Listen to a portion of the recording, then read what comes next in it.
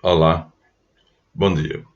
São 4h30 da manhã do dia 31 de agosto de 2023. E vamos gravar mais um vídeo, esse é o 17, da nossa série Seja um Criador. Recupere o seu poder de criar. E vamos hoje tentar fazer algo um pouquinho diferente. Agradecemos inicialmente, chegamos a 12 mil visualizadores ocasionais. É muito, não pensava atingir tanta gente, eu comecei com 36, não se esqueçam. A minha sala de aula original tinha 36 alunos. Eu perguntava a Deus, por que eu tenho tanto conhecimento se eu só posso passar esse conhecimento para 36 pessoas? Bem, hoje são 12 mil. Agora, inscritos no canal, nós chegamos a 2.300. Minha meta é 5 mil.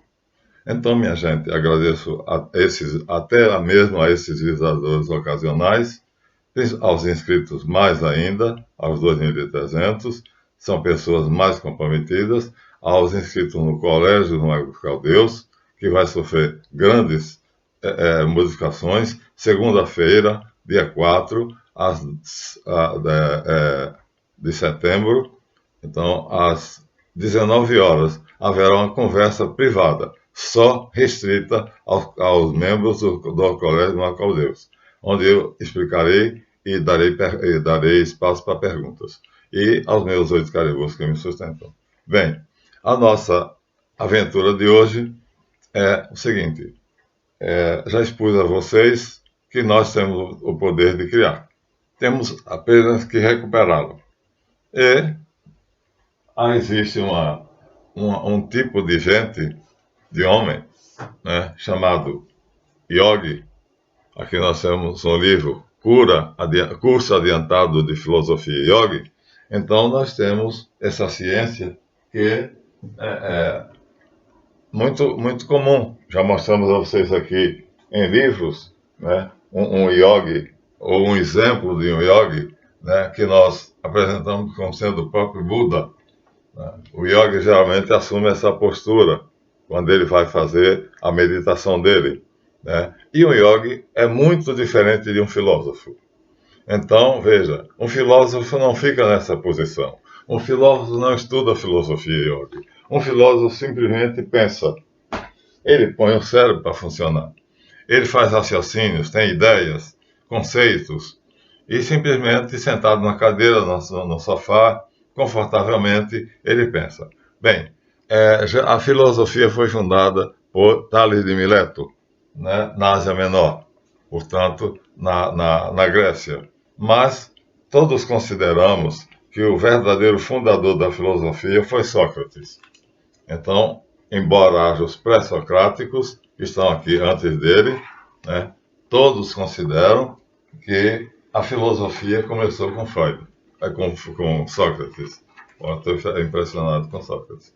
Então, os que estiveram antes dele, houve muitos. Epimênides, Anaximandro, Anaxímenes, mas todos nós consideramos que os pré-socráticos ainda eram muito místicos, ainda estavam muito apegados às ideias religiosas, aos mitos, e então somente Sócrates se desliga completamente dos mitos. E aí ele vai usar somente o cérebro, ele vai usar somente o pensamento, ele vai ser professor de Platão, que o segue, que também vai voltar ao mito.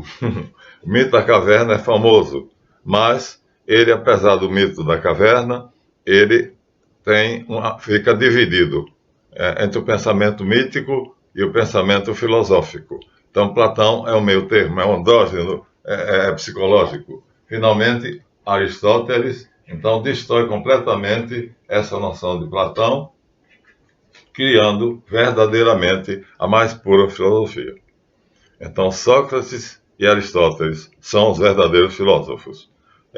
Os pré-socráticos são místicos, Platão fica dividido entre o pensamento místico dos pré-socráticos e a filosofia de Sócrates. E Platão, que é discípulo Aristóteles, que é discípulo de Platão, rompe de vez com essa indecisão de Platão, não fica em cima do muro e aí funda mesmo, com bases seguras, faz uma história da filosofia, corrigindo dados de todos os pré-socráticos, tudo que nós temos na filosofia antiga, nós devemos a Aristóteles, que fez essa coleção, uma coletânea, e um trabalho belíssimo.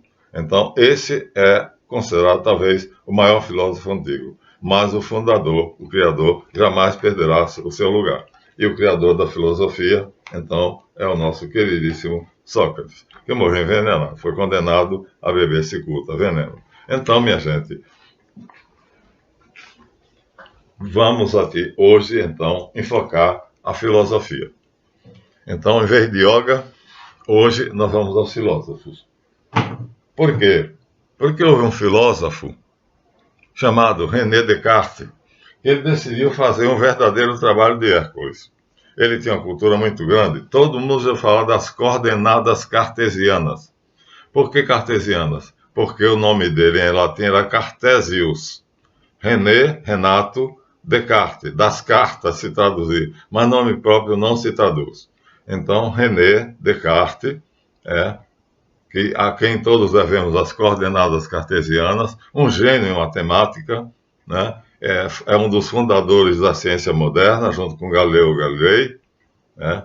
Então, a partir de 1600, mais ou menos, né? 1600, 1700, Descartes e Galileu fundam as bases, lançam as bases da ciência moderna, que consiste em observar, experimentar, repetir e depois divulgar para que todos possam fazê-lo. Então, há um filósofo que decidiu fazer um verdadeiro trabalho de Hércules. Aqui é um desenho da Disney, então, onde mostra que Hércules realizou 12 trabalhos. E a expressão trabalho de Hércules passou a ser sinônimo de uma coisa muito, muito difícil, quase impossível. Mas esse homem não conhecia impossíveis. Então, o que ele fez? Ele era um filósofo. Ele disse, bom, eu vou tirar a limpo se os pré-socráticos estavam certos e os mitos existem, ou se os Sócrates estava certo e Aristóteles também, e os mitos não existem, e vou tirar limpo uma coisa muito, muito antiga e muito discutida, que é se tudo veio do nada. Na época mais antiga, os pré-socráticos acreditavam no universo surgido do nada.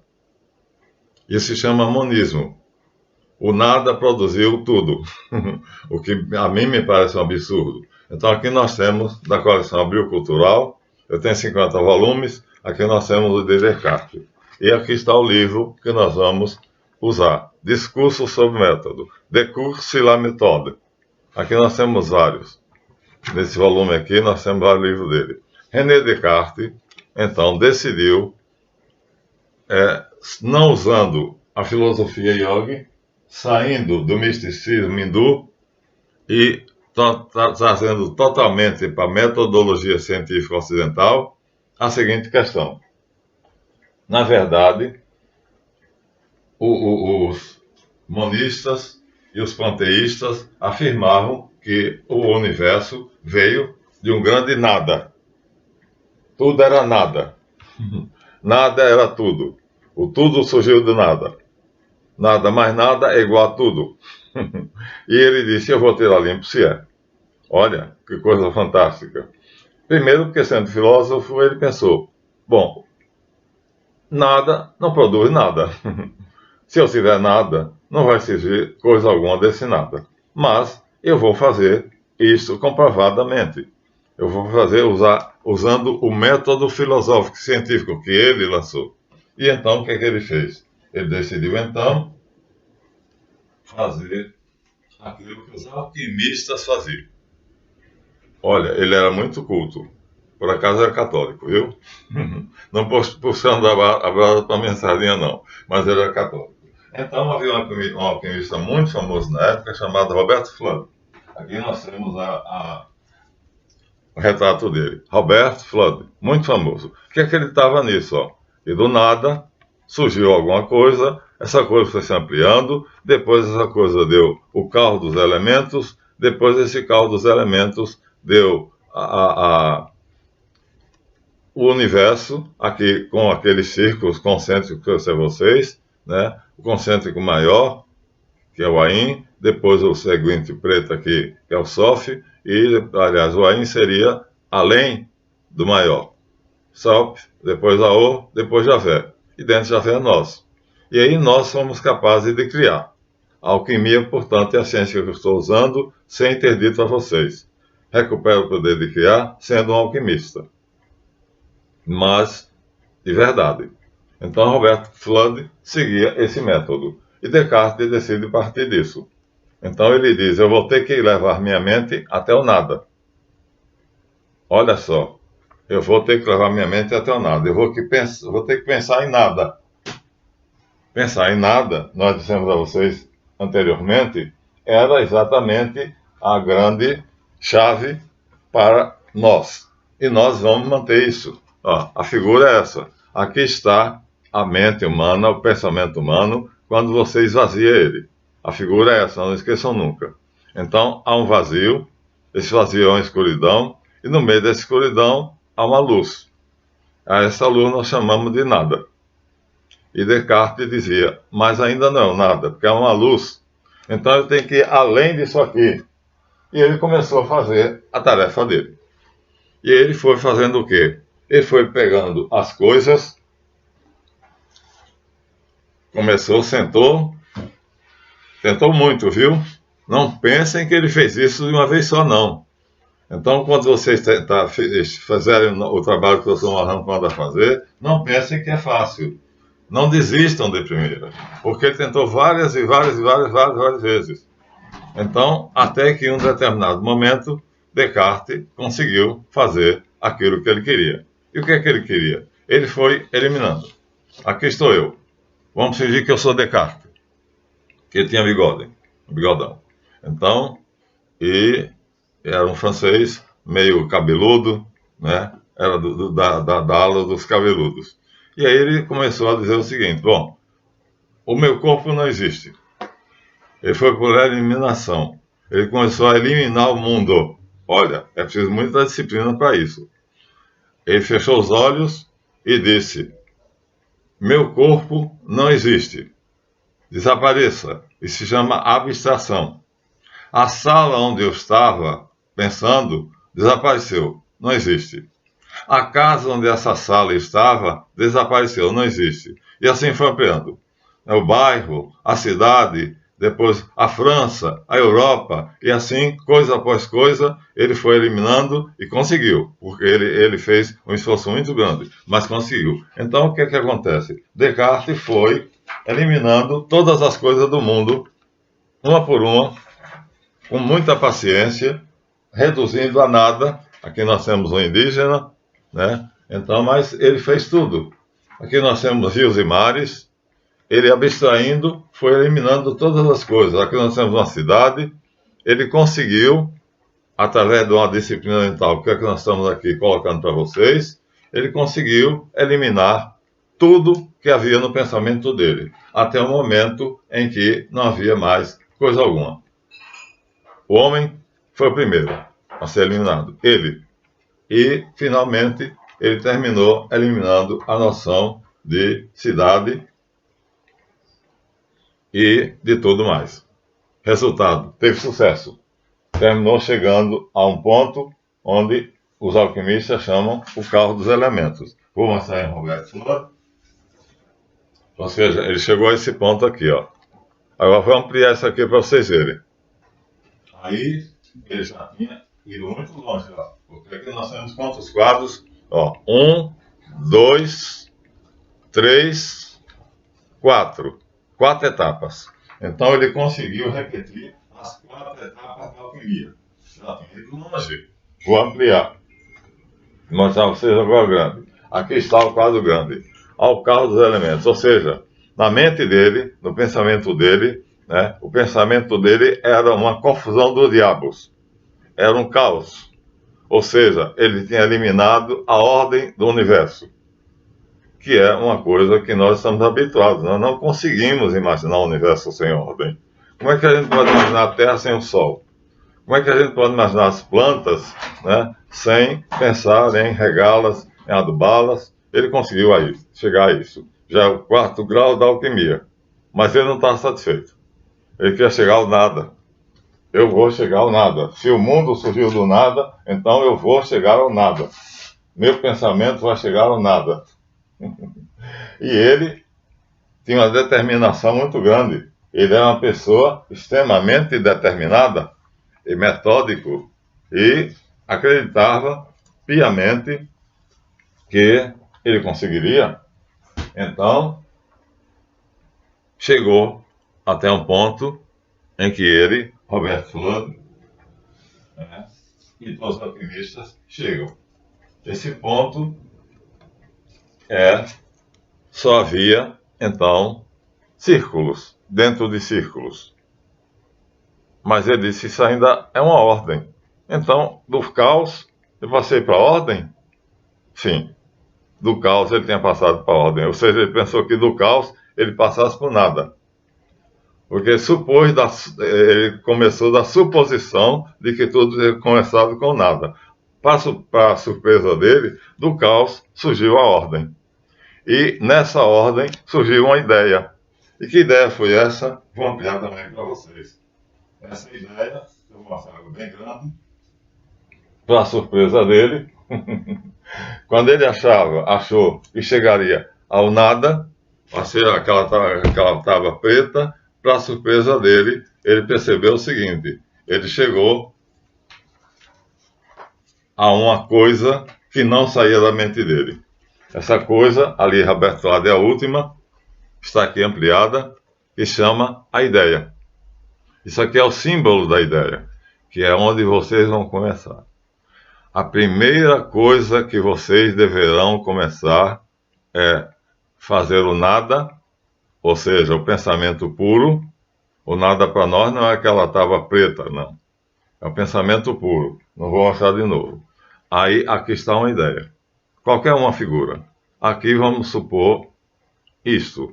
Isso aqui significa uma ideia. É a última parte do Robert Fludd. Robert Fludd chegou até aqui e aí a alquimia acaba aí.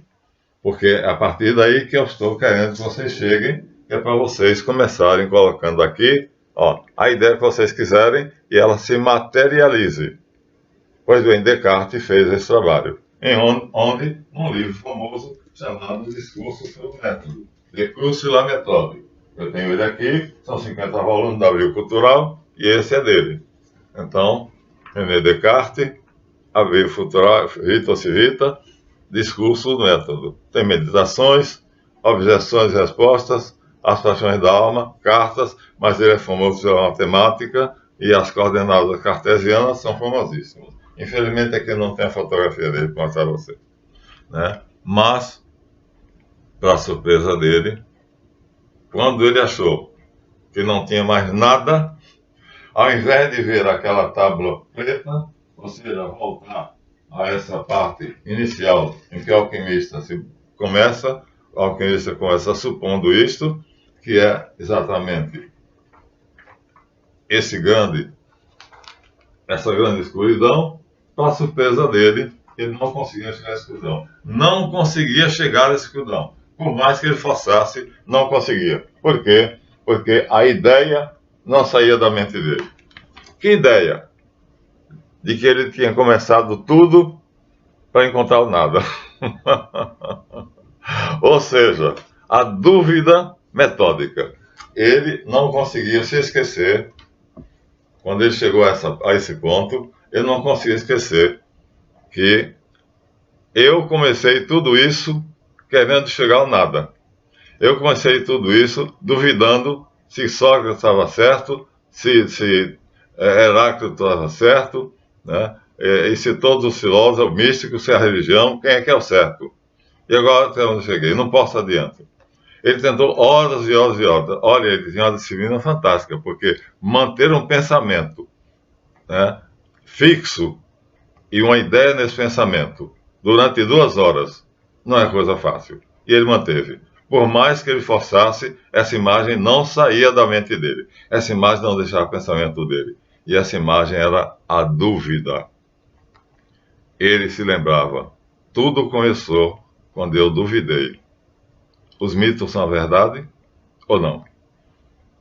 Os pré-socráticos é que tinha uma verdade, o mundo é metade mítico, metade filosófico, que Platão retomou isso, ou não, Sócrates é quem tinha a verdade, era filósofo, né? Para ele, Sócrates era conhecidíssimo, era amiguinho, e diz que a ideia é imortal. Agora ele comprovava o que Sócrates disse. Ele chegou à comprovação que Sócrates estava certo, e que Aristóteles também, porque Aristóteles abandonou Platão e definitivamente fincou as bases da filosofia. Nunca mais ninguém voltou a essa dúvida. Ou seja, o nada não existe. O ser é, o não ser não é. Essa é a base que Aristóteles fincou, que diz não há meio termo. Ou algo existe, ou algo não existe. É impossível, como Hegel disse, que algo existe e não existe ao mesmo tempo. É contra a razão, né? O paradoxo é Deus. Se você conseguir pensar nisso num quadrado redondo, pensa, eu te desafio. Pensa num quadrado redondo. Se você conseguir, você então chegou ao paradoxo. Isso é Deus. Só Deus é o paradoxo. Então você encontrou Deus. Aí você vai conseguir imaginar Deus.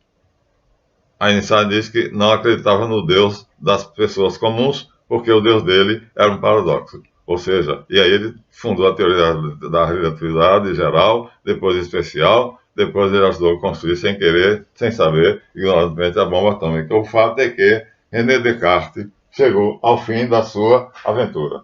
E qual foi o fim da aventura dele?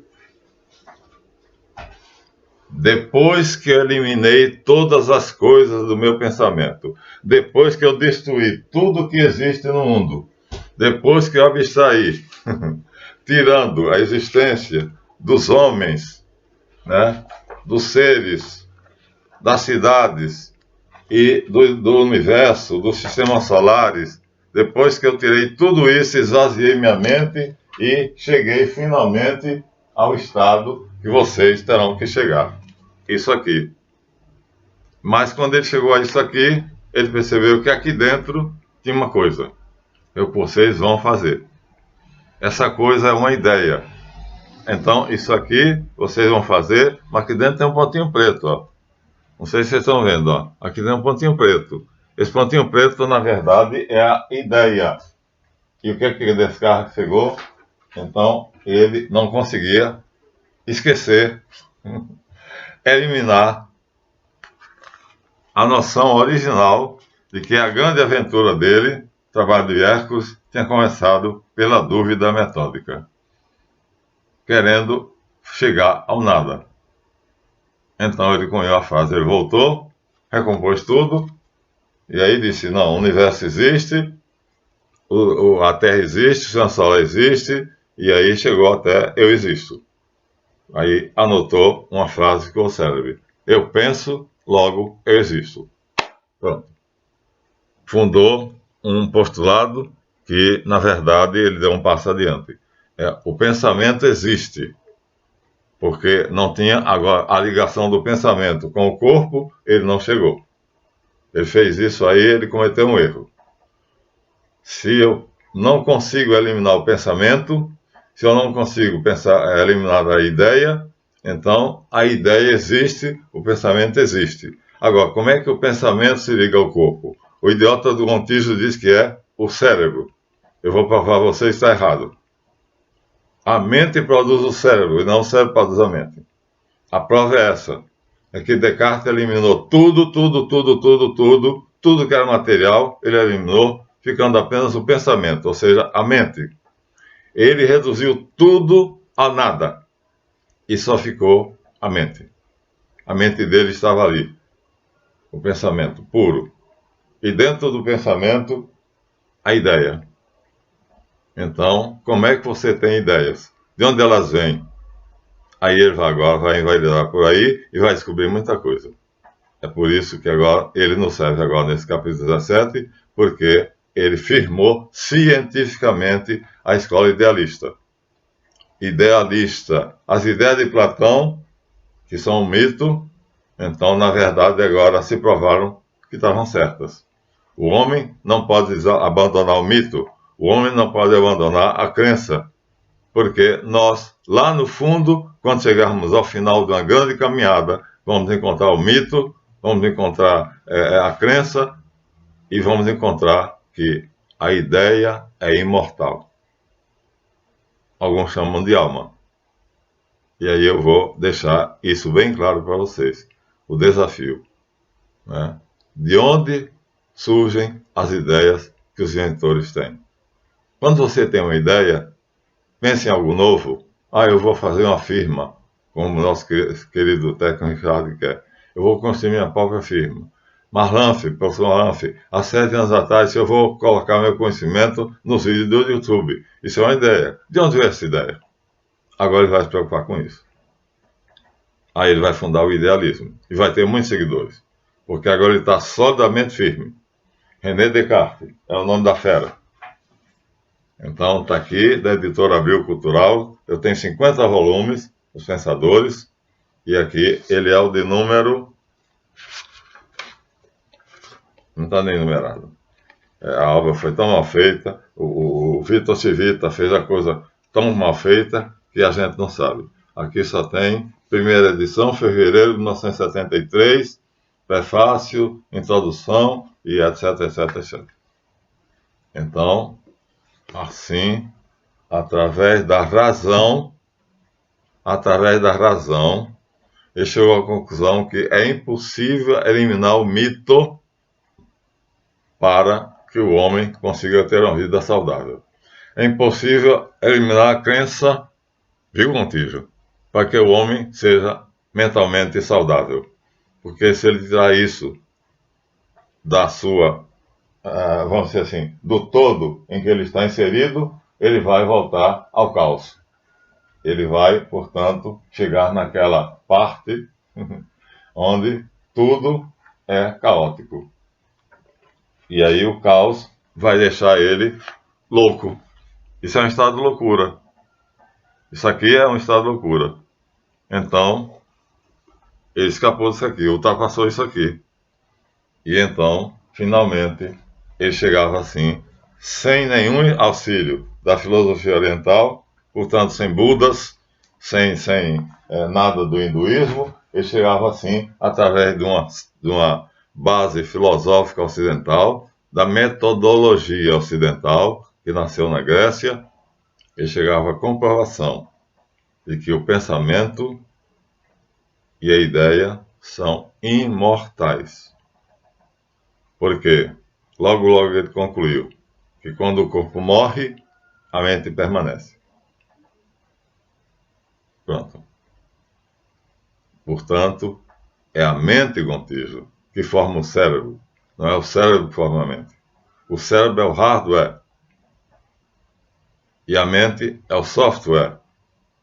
E então é o contrário. A mente existe antes do cérebro. Né? Quando o primeiro homem chegou aqui à Terra, esse planeta, quando o sistema solar foi formado, quando as galáxias e os aglomerados foram formados, diz Stephen Hawking que havia uma anã branca. E essa anã branca surgiu de onde? Da mente única. Ele mesmo admitiu. A primeira coisa que Stephen Hawking admite cientificamente é que há 14 bilhões de anos atrás havia uma estrela chamada anã branca, onde estava concentrado tudo. Ela tinha o tamanho da cabeça de um alfinete. E eu já tenho 86 bilhões de anos-luz de diâmetro. Olha, a cabeça de um alfinete ela explodiu, explodiu é a maneira de dizer, né? Que é um chiado. E esse chiado, ela se expandiu e criou tudo. Então, mas quem criou aquela cabeça de alfinete? Perguntaram a ele. E ele foi obrigado a dizer, havia algo antes. O que é que havia antes dessa cabeça de alfinete? A mente única, o imanifesto. Portanto, Gontijo, é uma idiotice sua dizer que o cérebro cria Deus. Não é o homem que cria Deus, é Deus que cria o homem. É a mente que cria a matéria, e não a matéria que cria a mente. René Descartes provou isso. E nesse vídeo, nós estamos então abandonando a nossa filosofia orientalista, que é através do livro que eu disse a vocês, né, de filosofia yoga. Eu sou professor de yoga, né, tenho bastante conhecimento, e Então, fiz também o trabalho de Hércules de Descartes. E assim, Gontijo, você está fundando 3 escolas de ateísmo, obedecendo ao financiado através da China. Sabiam que a China está fundando escolas de ateísmo no Brasil? Pequenas crianças de 12 anos estão aprendendo a ser ateus cientificamente orientados por professores chineses em colônias chinesas dentro do Brasil. Ou seja, o movimento ateísta militante ao qual o Gontijo pertence, Karnal pertence, está sendo financiado pela China. Para quê? Para que o brasileiro se torne ateu. Vai terminar louco. Vai terminar louco. Vamos ter um bando de loucos, como Xi Jinping, que quer o domínio do mundo. E já tem, porque o G7 já são G7, desculpa, já não existem mais. O que existe agora já é o BRICS Plus. Já tem mais 7. Ou seja, já eram 5, já tem mais 4, 9. Então o antigo BRICS, agora que tinha só 5 países, agora tem 9. Já tem 9. Já tem 9. Então, assim, Gontijo, eu gostaria muito que você aceitasse o meu desafio e respondesse as minhas perguntas cientificamente. Eu não vou usar religião, eu não vou usar teologia. Gontijo, você é neurofisiologista. Eu fiz um curso especial de neurofisiologia para discutir contigo. Eu te desafiei. Eu mandei para a sua produção e ela negou-se. Pediu meu currículo. Eu mandei meu currículo. Fiz besteira. Devia ter dito que eu era um ignorante. Talvez se aceitasse para me destruir. Para provar que você estava certo. Mas eu fiz a tolice de mandar o meu currículo. E quando você viu, você teve medo. Você é desmoralizado. Você seria reduzido a pó. Cientificamente. Porque olha aqui, ó. Estou cercado de ciência. Ciência e fé são indissolúveis. Eu ia te provar isso. Você fugiu. Covarde. Volte. Mande dizer que aceita o desafio. Meu técnico vai ficar aqui do lado. Vamos fazer um podcast. Você vai ficar lá no seu estudo. Vou ficar aqui na minha pobre cabana. E eu vou provar a você, pela ciência, que a mente é a origem da estrela branca, da anã branca, do tamanho da cabeça do alfinete, que Stephen Hawking, 5 anos de morrer, admitiu que antes dela havia algo. Então, a anã branca era matéria hiperconcentrada. Então, antes dela havia algo. O quê? A mente única. Simples, Gontijo. A ciência de Stephen Hawking afirmou isso. Mas eu iria mais longe. Não vou dizer aqui o meu pulo do gato não, tá? Mas o mago tem sempre na manga um truque. Eu botar você e tirar você do sério. Você foi covarde. Não aceitou. A sua produção recusou. Então, assim, meus amigos, é que a gente faz. Não sou maior do que ninguém. Mas o meu conhecimento é sólido. É sólido. E eu não temo discutir com ninguém. Comparar conhecimentos, não temo. E desafio. Quem quiser, estou à disposição. Qualquer um. Quem quer que seja. Estou disponível. Me convida. Vamos fazer um podcast. E assim Descartes chegou, vamos voltar à ideia original, chegou à conclusão de que há algo no homem que é imortal, que é a ideia. E essa ideia vem de onde? De onde vêm as ideias? Platão dizia que existe o mundo das ideias. Olha, ele era filósofo e místico. Ele estava certo. Então, Aristóteles e Sócrates não são absolutamente maiores do que Platão. Porque existe um mundo de onde vêm as ideias e, nesse mundo, nós penetramos e vamos ensinar vocês a penetrar para tirar a ideia que vocês querem. Isso é recuperar o poder de criar. Pronto. Essa foi uma aula científica, usando a filosofia cartesiana, usando um dos filósofos mais famosos da história da filosofia, o francês René Descartes, matemático eminente e um grande nome dentro da ciência. Um dos fundadores do método científico. Pronto. Gontijo, você ainda tem chance. Se você não é covarde, se você se acha conhecedor de neurofisiologia, você é formado em neurofisiologia, eu fiz um cursinho de neurofisiologia. Então eu te desafio. Você é doutor em neurofisiologia, professor, sei lá. Então discuta comigo. Vamos discutir? Ou você está com medo? Eu acho que você está com medo de ser desmoralizado diante de todo mundo que assistiu o nosso vídeo. Prova que não está. E para vocês, meus queridos amigos, segunda-feira, restrito ao Colégio de Magos Caldeus, ao CMC, nós teremos o nosso encontro e, infelizmente, eu tenho que fazer isso. Por quê? Para afiliar o Colégio de Magos Caldeus, vocês têm que pagar alguma coisa. E eu vivo disso. A minha aposentadoria é R$ 1.760. Então, vocês é que estão sustentando. E os meus alunos, os meus 8 caribus. Então, assim, eu digo a vocês que eu tenho a coragem de desafiar Leandro Carnal, o tal do Gontijo, e o ateísmo militante, até o Xi Jinping e os mestres da escola de ateísmo dele. Pronto. Se tiver alguém que ouse, me faça a proposta. Eu estou disponível.